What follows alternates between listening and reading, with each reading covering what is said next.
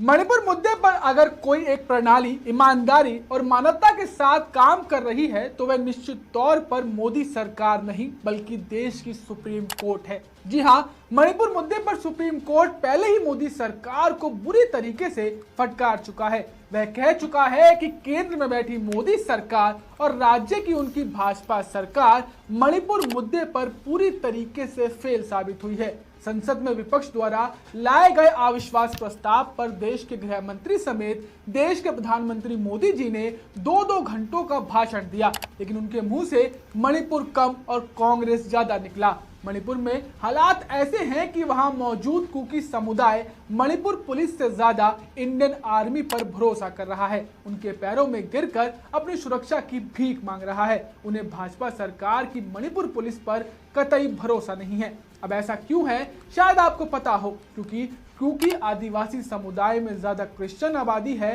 तो वहीं मैतेई समुदाय में हिंदू वैष्णव की। अब ऐसे में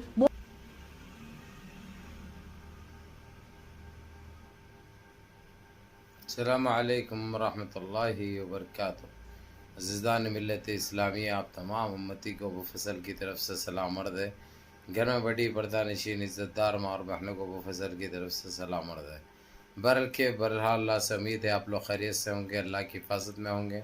इन मलूनों की मलामत से, इन फ़िरक़ा परस्तों की फ़िरक़ा परस्ती से, इन दरिंदों की दरिंदगी से, इन मावलिंचरों की मावलिंचिंग से, इन बलात्कारों की बलात्कारी से, इन दहशत गर्दों की दहशत गर्दी से महफूज होंगे। अल्लाह आप लोग अपने हफ्ज़ अमान में रखे, अल्लाह अपनी हिफाजत में रखे, अल्लाह हर आबा से हर शर से महफूज रखे।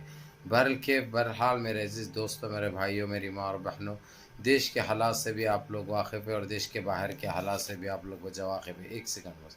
हेलो, सलाम भाई जी हो।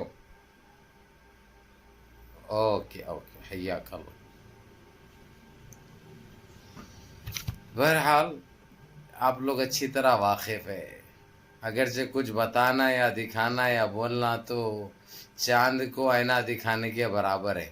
और जिस तरीक़े से ये देखा आपने 1 मिनट 8 सेकंड 10 सेकंड का जो रखा गया है आप लोगों को क्लिप, या आप लोगों को बचे ये बताने की ये है कि क्या कुछ चल रहा है देश में। जो मणिपुर को जिस तरीक़े से जलाया गया, जो हमारे देश के बेटियों के साथ, बहनों के साथ, ज़ईफ़ों के साथ, भाइयों के साथ जो सलूक किया इन्होंने, ये सारी दुनिया देखी, जो एक तमाशा बन गया है, एक तमाशा बन गया। उसके बरखिलाफ़ मैं आप लोगों को एक ही बात कहूँगा मेरे अजीज़ दोस्तों, मेरे भाइयों, ये कोई सरकार ये आग नहीं बुझाई, सरकार ये चीज़ को नहीं थामी, जबकि यही गोदी मीडिया है। जीसीसी का बहुत रोल रहा है इसमें। जीसीसी के बाद यही सुप्रीम कोर्ट है, सुप्रीम कोर्ट के supremo chief justice CGI Chandrachud साहब ने जो क़ानून लागू किया, उधर जो डिसीशंस दिए उन्होंने, जो फैसले किए उन्होंने, वो काबिल तारीफ़ थे। अब वहाँ के सीएम के ऊपर भी केस बुक हो गया। वहाँ का जो सीएम था उसके ऊपर जितना जो बर्बाद हुआ, जितना जला, जितने जाने गए, इसमें सारा कुछ गवर्नमेंट के ऊपर डाल दिए सुप्रीम कोर्ट के, जो कि एक काबिल लिहाज बात है, क्योंकि ये होना भी चाहिए था। और सबसे आगे मणिपुर जब इस वक्त जल रहा था, जो खाने को खाना नहीं थे, लोग भूखे मर रहे थे, पहनने के लिए कपड़ा नहीं था, ये कुवैत, कतर, सऊदीया, बहरीन और ओआईसी के कुछ 7-8 ममालिक के लोग थे, जिन्होंने आकर हर किस्म से मदद पहुंचाई, खाने से, कपड़े से, दवाओं से, हर वो चीज़ से। और यहाँ तक के जो डर और खौफ के माहौल में जो जाके डेरों में, खैमों में बैठ गए थे लोग, उनको हिम्मत देकर अपने अपने घरों को वापस लाया। जबकि ये लोग तो अपना सामान सर पे रखकर, अपना बोरिया बिस्तर, अपना कपड़ा वपड़ा रखकर भाग चुके थे। लाइन कतारें लग चुकी थी, पूरा मणिपुर खाली कर दिए थे।